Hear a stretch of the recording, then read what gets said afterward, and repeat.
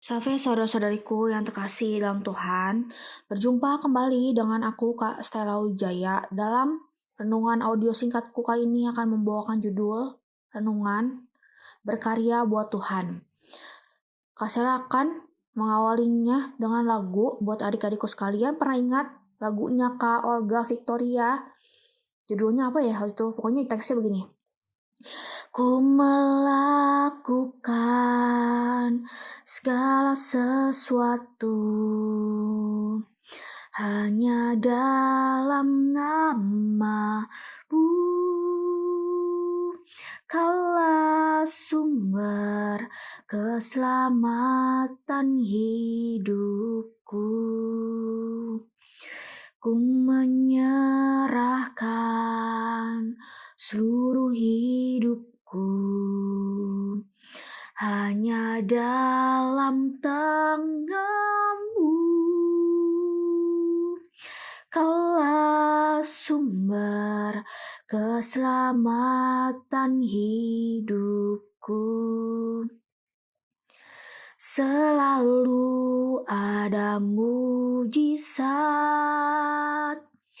yang sedang Engkau perbuat bagiku yang hidup oleh percaya. Kasih kuasa-Mu tetap sama, sebab masih banyak mujizat yang belum Engkau lihat. Kakak Sera agak lupa teks seterusnya. Ya pokoknya dicari Google aja. Mohon maaf jika ada salah satu kata teks yang salah ya. Kita tidak membahas tentang telaah lirik lagu tersebut, walaupun lagu tersebut bagus banget ya. Salam Kak Olga Victoria. Tuhan menyertaimu selalu. Salam dan doa kasihku dimanapun juga engkau berada. Ya, sekarang kita mulai renungannya. Adik-adikku sekalian sudah siap mendengarkan? Siap.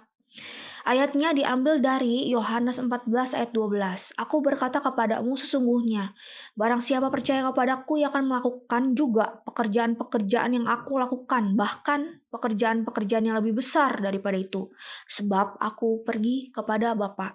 Ya. Aku, Kastela, pernah mimpi. Ini renungan buatanku sendiri ya, bukan renungan rekayasa, bukan karangan, bukan asal-asalan, tapi berdasarkan mimpi sungguhan dari Tuhan Yesus, Raja Semesta Alam. Kastela pernah mimpi di dalam suatu kelas yang sangat amat besar. Mimpi ini kualami sekitar akhir tahun 2013, kira-kira bulan Desember ya, seingatku. Suasana di dalam kelas itu sungguh serius, amat serius dan hening. Seperti kita saat belajar bersama gitu ya, kan konsentrasi penuh. Banyak orang yang duduk di kursi dan meja mereka masing-masing. Kami semua menghadap ke sebuah papan tulis yang sangat besar. Tebak, di papan tulis itu ada apa adik-adikku sekalian? Ya betul, ada beberapa bagian. Beberapa bagiannya itu udah ada porsinya orang masing-masing. Tugas dari guru yang di depan kepada mereka nih murid-muridnya menggambar sesuai dengan porsinya masing-masing. Nah, aku diterangkan sama guru ke bagian gambar hewan. Kalau yang lain gak semuanya ditugaskan gambar hewan. Aku dijelaskan oleh gurunya itu ada pengarahan khusus. Ini nih gambarnya, contohnya begini. Terus aku mikir-mikir banyak sekali tuh beberapa lembar contohnya. Aku mengamati dengan seksama dan sangat amat serius. Dalam hati memantapkan hati dan merasa ini mah gak terlalu susah ya, pasti bisa. Aku berusaha meyakinkan diriku sendiri, pasti bisa. Aku bisa, aku pasti bisa, ku harus terus berusaha. Jika ku gagal, itu tak mengapa, setidaknya aku telah mencoba. Ingat gak lagu itu? Lagu Avi Junior. Tapi tidak ada teman-teman Avi Junior di mimpinya Kasela ya pada saat itu.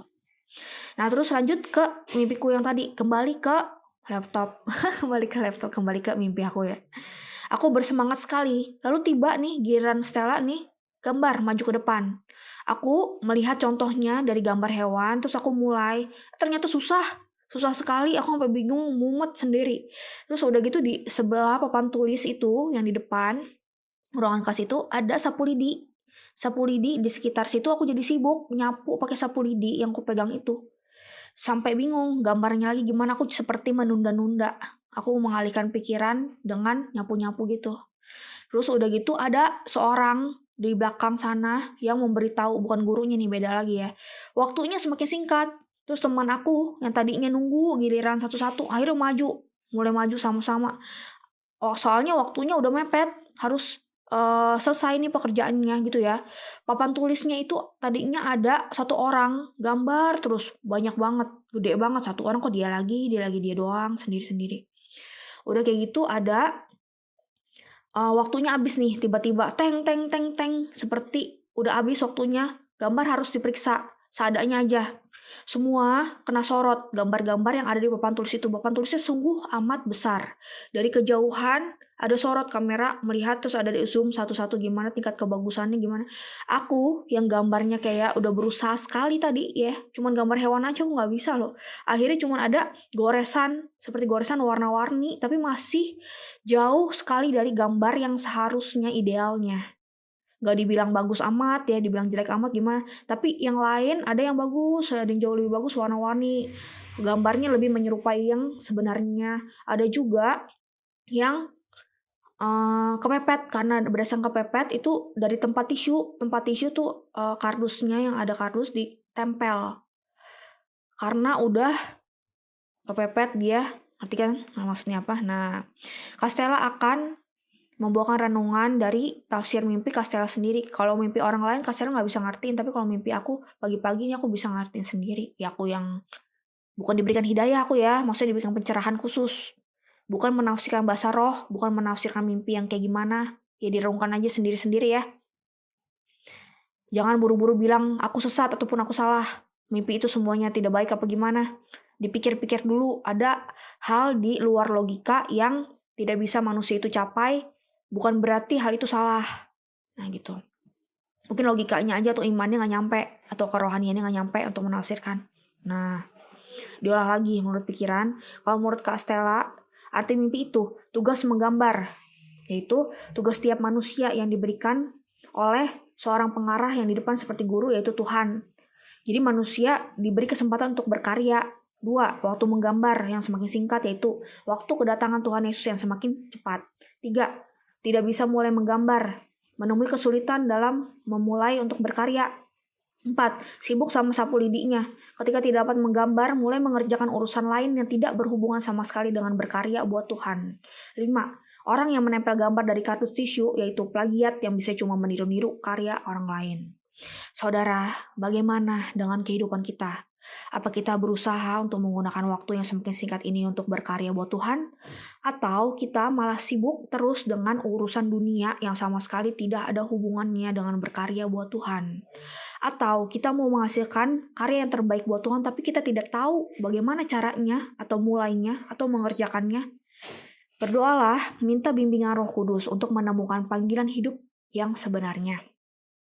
Aku juga pernah bingung gimana mulai caranya. Tapi setelah melewati beberapa tahun perenungan penulisan, kita nggak perlu khawatir tentang kurangnya inspirasi menulis. Minta aja pengarahan Tuhan Yesus Kristus langsung bagaimana caranya menulis. Aku harus menulis tentang apa, kapan mulainya, apa benar panggilan hidupku untuk menulis, atau bisa dengan cara-cara lain selain menulis. Berikut adalah renungan dariku, semoga menambah perspektif tersendiri bagi kita. 1. Bersabar. Kalau belum waktunya kita melangkah ke suatu tahap atau keputusan, pasti belum bisa. Jadi jangan maksa kalau kita belum diizinkan Tuhan, belum waktunya berkarya. Jangan jadi galau.